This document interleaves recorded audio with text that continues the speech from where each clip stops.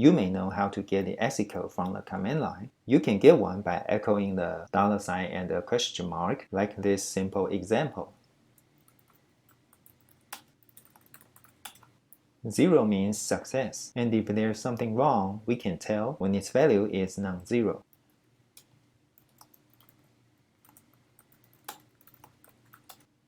Some people like to customize their prompt, and so do I. And one of my favorite customizations is to have the exit code of the last command on the prompt. So here we go, let's make it happen. The thing we're going to change is the shell variable, ps1. Bash will take its value as the primary prompt string. Currently, my prompt is just a $sign and a space. Now I tend to take one step at a time. The first item I want to add is my login name. So we assign it with a value \u and $sign and a space as the new prompt and see what will happen. Yeah, now it has my login name. The next one I want to add is the host name.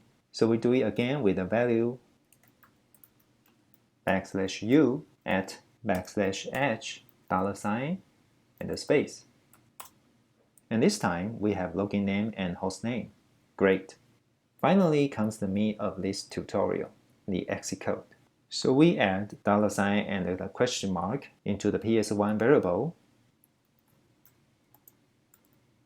and check out the result. Not bad, but we can do more to get better readability. So I like to wrap it within square brackets. Now let's try it. We first list an existing file, showing 0 as we expected. Then list the non-existing file. We got 2 this time. And if we make a directory just right under the root, we have 1 since we don't have permission. What about when we make a typo or simply don't have such a program installed on our computer? Well, it shows 127 for this situation. And it will show 130 when the command is terminated by a signal, like when we use the Ctrl+C to cancel the current command. Isn't that handy? What's the favorite information you would like to put onto the prompt? Let me know in the comment section below, and I'll see you in the next video. Happy stacking!